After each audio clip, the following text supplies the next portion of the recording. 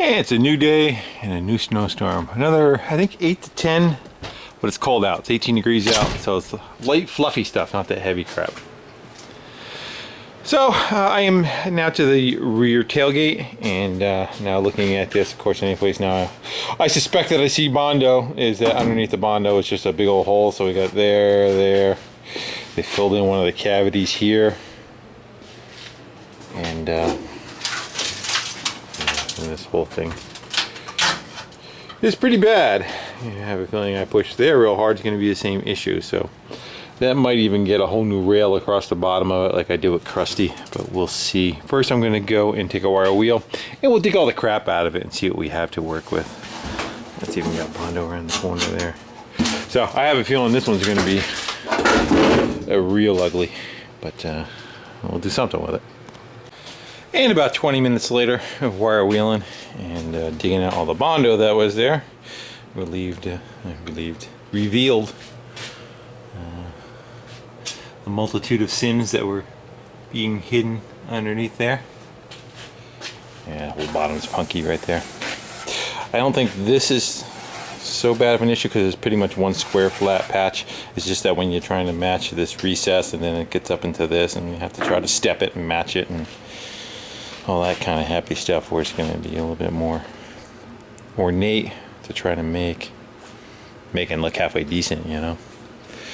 So you can tell they did some caving and pavement wherever the rust is. It's kind of hammered down a little bit, and again it was just Bondoed over, and that's the good side. yes it is. All right, and then we got the ugliness of the bottom.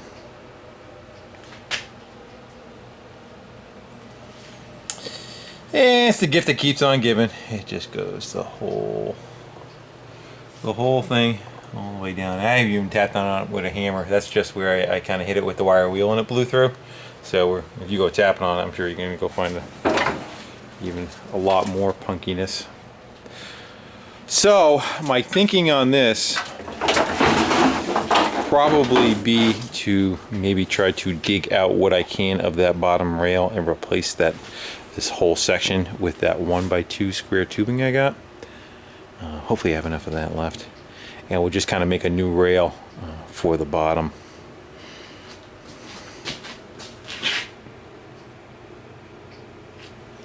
So maybe cut it about a 1/4 of an inch or an 1/8 inch from that roll.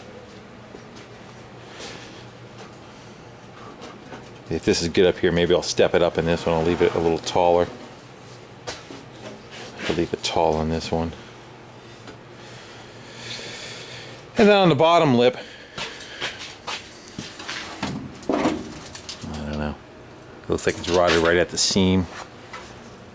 So I have a feeling I'm probably going to end up welding to this. So it'll be one piece of square tubing. That's the whole thing that's fit on the inside of it. And then maybe I'll try catching this lip.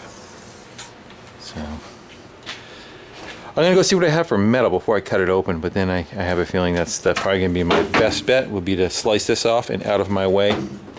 And it might give me some access to work with, and I'll patch the front first. Don't know until I get in there. Again, I'll get a piece of metal, see what we got, and then we'll do some dissecting. And half a cutting wheel later, get that stuff out of the way. It was pretty papery thin. So dug out a section of rail. It's got a little bit of a bow to it. I was jumping up and down trying to get it fairly straight, but this is the same stuff that Krusty got throughout its whole reconstruction. The whole frame is made out of it. Actually, the bottom of the gates are made out of it too. So I was thinking about scabbing that in right down in there, and then what about patching from the back side this section that's bad. I'm trying to come up with the best solution. This is where a nice 4-foot brake would come in handy. You could actually make the panels that you need to instead of trying to use pre-existing stuff. And the biggest issue is trying to, you want to try to maintain this lip on top, which is, I'm sure, probably pretty punky on the inside too. And my other issue is from about the middle of the gate over, is just gone on the whole bottom side. So I was kind of thinking if I was to make a patch, say something like that, all the way down and back, two issues. One, would I recreate this little valley that's in there? You know, that's probably the next hardest area to try to make it look halfway decent. So I started thinking about that and said, well, what if I just eliminate that altogether? If we just make it smooth? Again, we're not going back for Pebble Beach. We're just trying to make it look decent. And I think if either I take this one and I kind of hammer it more flat from the back side, or it's nice and solid, I could probably just fill that with Bondo. It's not very proud. I'm going to say 1/8 inch guesstimation. So if you cuffed it up pretty good, that should hold okay, because you can have the same issues down the rest of it. And then I started thinking, well, instead of trying to put a piece of metal there and then put a piece of square tubing, could I just use that for the backer? Like if I was just to say leave the front edge here and weld, you know, say slice this out, and a piece of pretend this is the whole channel, you know, that's laying inside there. Could this just be the front face of it also, and then you know, where it comes down, weld it to that and fill it? There's no great solution that I am kind of coming up with that's gonna look, you know, peachy. It's gonna look like a welded repaired panel, but you know, that's what it is, a welded repair panel. It's not made out of something that's formed the way it was. Someday in my future, I'd like to get a nice finger brake that can bend pieces this long, and then I would actually make that whole part and it would look really cool, but we're not there yet. So the hinges are still the next thing that are kind of in my way. I'm trying to figure out if I should just kind of cut that whole mount right out of me, and then we'll come back and weld that onto whatever the new structure is, instead of trying to just maintaining their location. I think on this one it's so bad and it's going to be so much in my way that we probably should just get rid of them for now and then come back and reattach them. So that's what I'm going to do now. I guess what I'll do is I'll start with cutting this out of my way and see how the square tubing lays in there, and how that would work if I was just to say slice it, or who knows, maybe even just get rid of the bottom altogether, or get rid of that bottom lip. It's just not going to be there. Or, you know, well, get rid of everything on the bottom, weld the square tubing in, and then, you know, weld a piece of flat that has that lip and recreate it. I don't know yet. You know, again, I'm trying to build it on the fly, so I don't know what to do, but I know sitting still is not going to get it done. So again, I know what I have to do, which is cut those things out of my way, and then we'll figure it out from there. And those guys are chopped out of there. Just cut them down to their basic. There's still skin on the outside, and kind of see that still has to get ground off. But it's a fairly thick hunk of hinge material. I'm going to say that's 1/4 inch. They're pretty beefy. And that's for the locations where they were. And now I have a straight shot in between. So I took a piece of, a smaller piece of that square tubing. Just kind of tapped it in there. I want to kind of see how it would fill that gap in. As you can see, it's almost a pretty good match. You know, the profile's not quite the same as far as the curves and all, but you can kind of see what I'm going for. And it's wide enough where it would replace this front skin.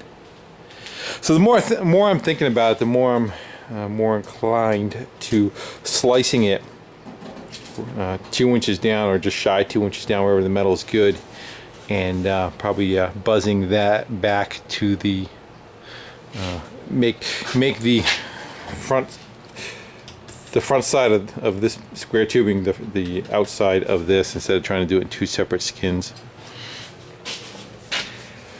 It'll be strong. You know, that stuff's, everything else on here is, you know, 20 gauge, and I think that's 1/8 inch wall, I think, tubing. So, you know, try to look at the final repair when it's all done and what it's going to look like. I'm not that good in getting stuff level to begin with. I know that, you know, each time I do another car, I try to get a little bit better, but you know, that's what it is. It's a learning curve. So, you know, what is that panel going to look like when it's all said and done? But I think trying to do it any other way, I'm not going to get a better result. I think if I just try patching different pieces of sheet metal in there and weld all around it and all the heat distortion, everything that they get, I think it's going to even make it for worse of a repair instead of just trying to do one straight line going all the way down and filling on that. So I think I'm going to move forward with that, and then when it's together, I'm going to worry about this lip later. I might be able to scab something on the bottom of it to recreate that. It may look fine without it, I don't know. But I figure the first step will be putting a frame back inside there again of some sorts, and getting rid of, you know, that's probably getting rid of 95% of the rot, besides what still needs to be addressed on the corners here. So, having said that, I think it's time to mark that off and cut it off, and I'll leave the ends. They'll be my guides of where to go, where it's boxed in, and try to go from there. So we get a piece of tape on there where I want to cut it, and burn up another cutting wheel. No turning back now. It's a skinny looking gate. So I think my plan's gonna work out fairly decent. I took the stubby piece and I cut and ground the tips of them, so it's got kind of a taper to it, and then I drove it into the two end pockets like that, and just kind of opened them up a little bit, because what I want to do is have the one I put in there slightly longer, you know, have it maybe go in probably about 3/4 of an inch in each direction to help kind of stiffen up those corners.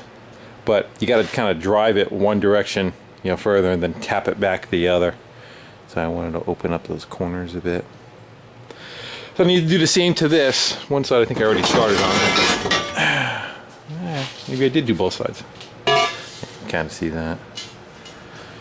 Same idea. I may want to shrink that down just a little bit more, and we'll go clean this guy up, get all the scaly rust off of it before we install it. But yeah.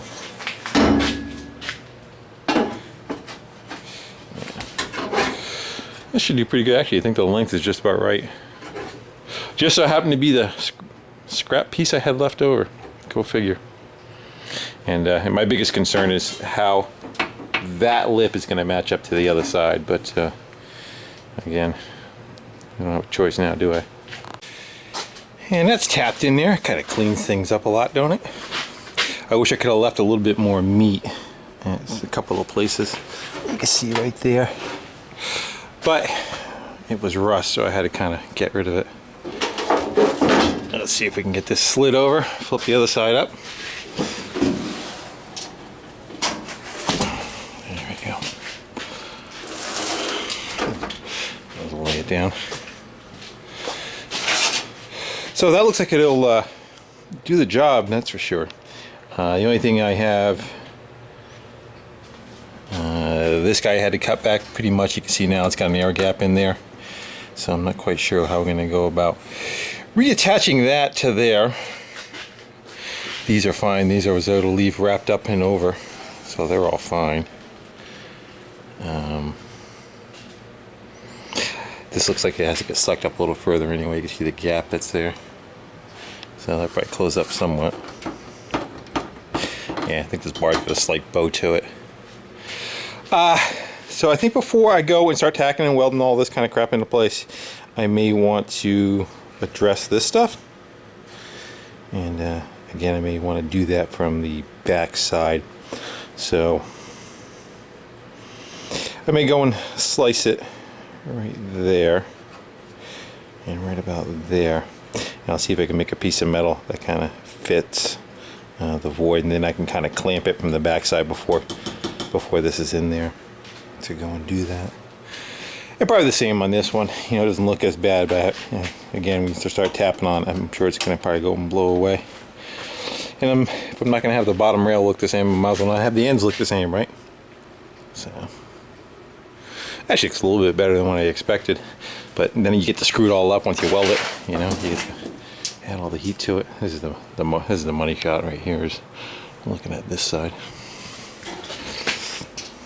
It's pretty straight.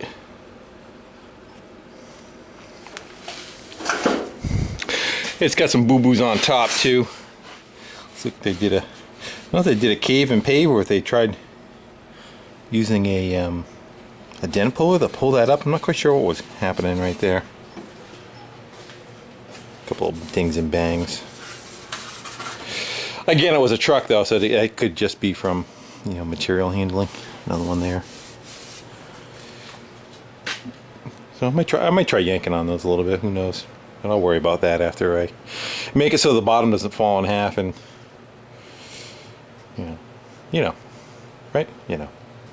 Alright, so I started making a patch on the outside that I figure I can kind of shove up underneath on the inside, but the more that I'm kind of whittling it and getting it into place, I think I'm just going to weld it on the outside. It'll make for a better finished product, I think.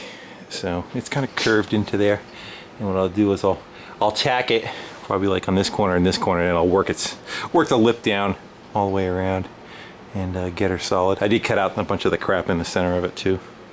You know where that ended up in the dead pile there.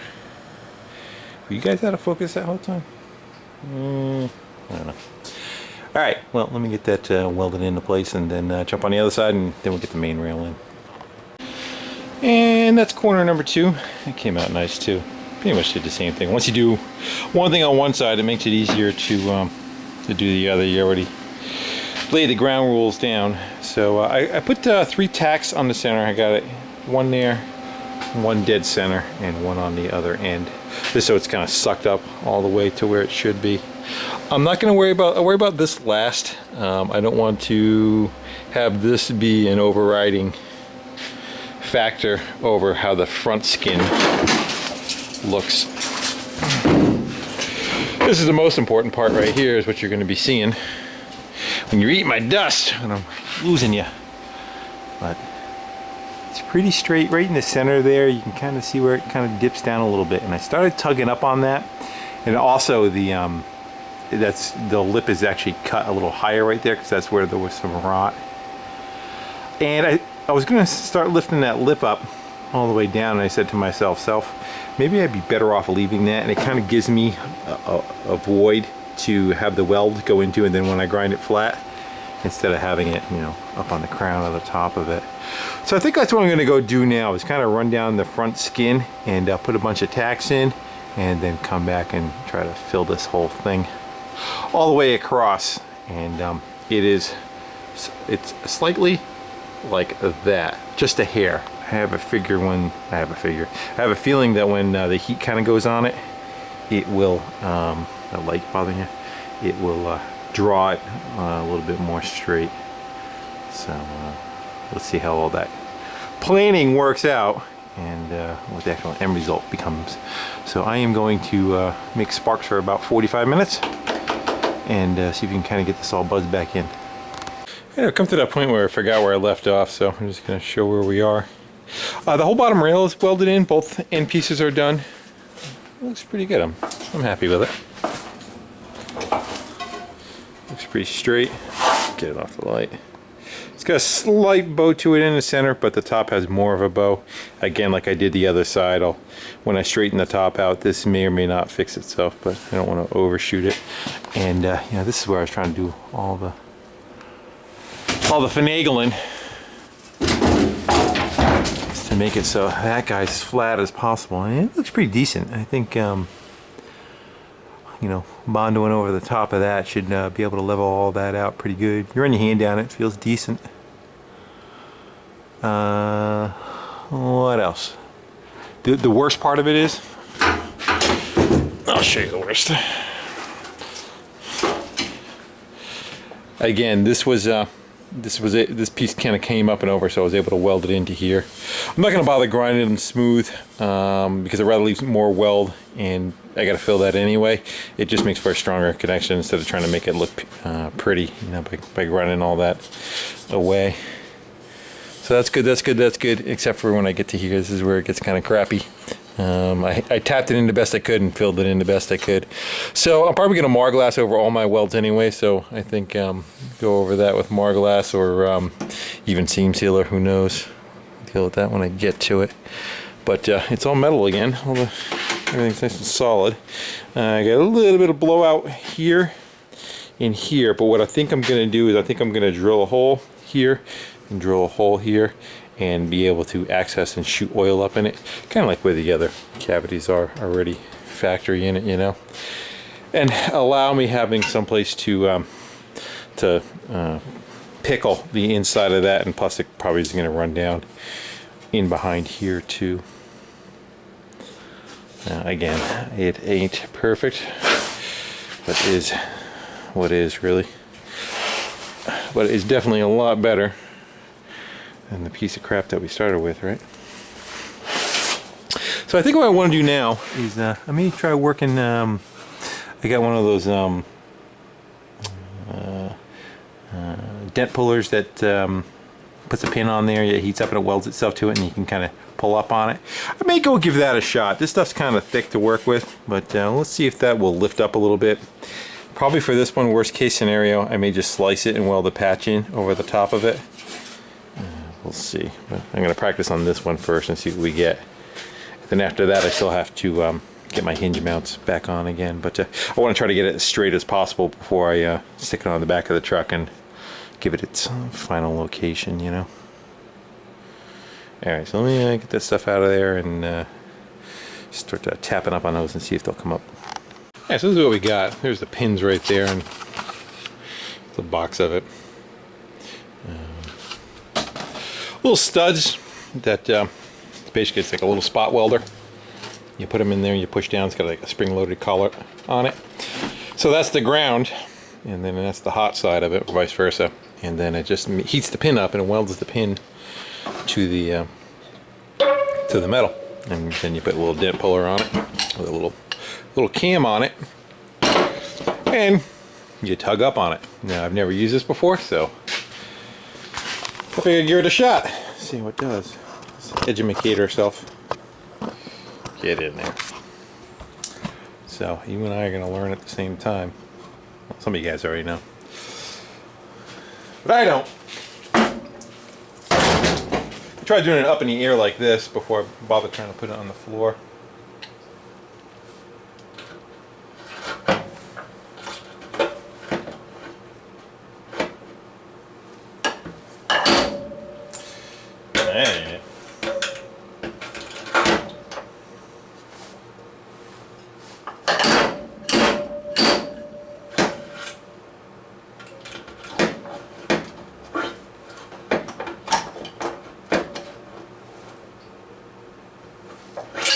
That's gonna take some getting used to, huh?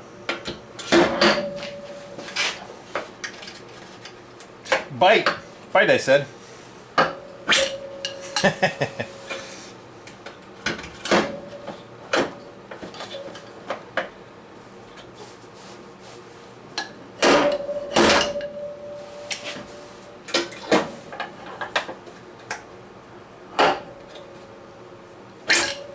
One of you guys is saying you're using it wrong.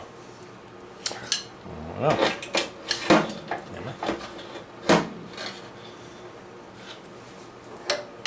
Probably supposed to give it a twist or something with.